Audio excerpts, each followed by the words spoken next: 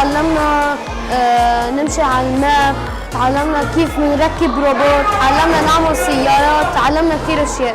اكثر شيء حبيته هي التيم وورك لانيته كنا عم نشتغل مع بعض مش بس واحد.